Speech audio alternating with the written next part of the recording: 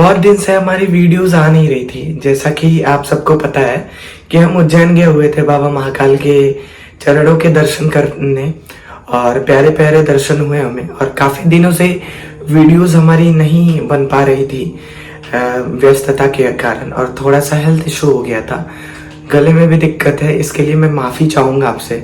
फिर भी आप सभी के सेवा में तत्पर रहना है। तो आज का हमारा जो ये टॉपिक है ये होने वाला है दिव्य दृष्टि पे। देखिए, जब भी हम जाप करते हैं और हम अपने कुंडलिनी को उठाते हुए आज्ञा चक्र पे पहुंचते हैं तो हमारी दृष्टि खुल जाती है। तो YouTube पे तो सभी लोग बताते हैं कि दृष्टि कैसे खुलती है।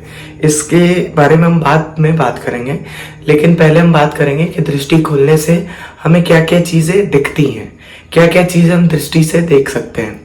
तो यही आज हमारा मुख्य टॉपिक है कि हम दृष्टि से क्या देख सकते हैं। तो ज़्यादा देरी ना करते हुए चलिए शुरू करते हैं वीडियो। जय माता दी, हर हर महादेव। आप सभी का स्वागत है हमारे छोटे से प्यारे से YouTube चैनल शिव शक्ति साधना केंद्र में। देखिए, जब दृष्टि खुलती है ना, तो दृष्टि की कई लोग कहते हैं कि लेयर साफ होती है। दृष्टि तो मुख्यतः 5 लेयर होते हैं दृष्टि पे, वो साफ होती हैं। और मुख्यतः दृष्टि 5 तरह की होती है। पहली होती है भाव दृष्टि, जिसको हम लोग कहते हैं सपने में कुछ कुछ चीज़ें दिख रही हैं, सपने में दर्शन हो रहे हैं, शिवलिंग दिख रहे हैं, बहुत कुछ चीज़ें दिखती हैं। तो पहला होता है भाव दृष्टि, दूसरा होता है हमारा दिव्य दृष्टि, तीसरा होता है हमारा, आप कह सकते हो तो त्रिकाल दृष्टि भी कह सकते हो, कई लोग ऐड करते हैं, लेकिन ज्ञान दृष्टि होता है। और 2 दृष्टि बहुत ऊपर की चीज़ें हैं, तो बाद में समझेंगे। फिलहाल हम इन्हीं 3 दृष्टि से आगे बढ़ते हैं। तो जब भी हम दिव्य दृष्टि को जागृत करते हैं तो सर्वप्रथम हमें ध्यान में कलर्स दिखना स्टार्ट हो जाते हैं। कोई कहता है मुझे, जो भी लोग स्कैनिंग कराते हैं, मैं बोलता हूँ कि आपकी जो लेयर्स है वो क्लियर हो रही हैं, साफ हो रही है आपकी लेयर्स, तो वो बहुत खुश हो जाते हैं। कहते हैं भैया कहीं दृष्टि तो नहीं खुल रही। मैं बोलता हूँ आपका शक सही है, आपकी दृष्टि की जो लेयर्स है वो साफ हो रही है। जब भी हम जाप थोड़ा सा और बढ़ाते हैं तो हमें कुंडलिनी के चक्रास दिखना स्टार्ट हो जाते हैं, जिसको हम कहते हैं ऑरा स्कैनिंग। ऑरा स्कैनिंग में क्या होता है कि जब हमारी दृष्टि जागृत रहती है तो हमें देवी देवता के जो कलर्स होते हैं, रेड कलर, येलो कलर या फिर केसरी कलर, जो भी कलर्स है वो दिखना स्टार्ट हो जाते हैं। और हमारा जो कुंडलिनी चक्र है वो दिखना स्टार्ट हो जाता है। ठीक है, ये दृष्टि का पहला पड़ाव होता है जब दृष्टि की लेयर साफ होती है। जब हम थोड़ा सा एक स्टेयर और पार करके आगे की तरफ जाते हैं तो हमें देवी देवता के दर्शन होना स्टार्ट हो जाते हैं।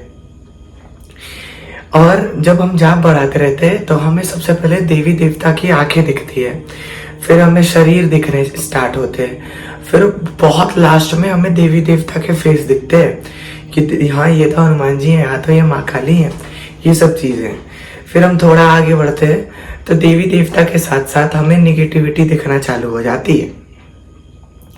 फिर हम कुछ दिनों तक साधनाएं करने लगते हैं। साधना से हम जो एनर्जीज इकट्ठा करते हैं, जाप बढ़ाते हैं, ध्यान थोड़ा और बढ़ा के ज़्यादा करने लगते हैं, तो हमें भूत प्रेत और तंत्र विद्याएं दिखने लगती है।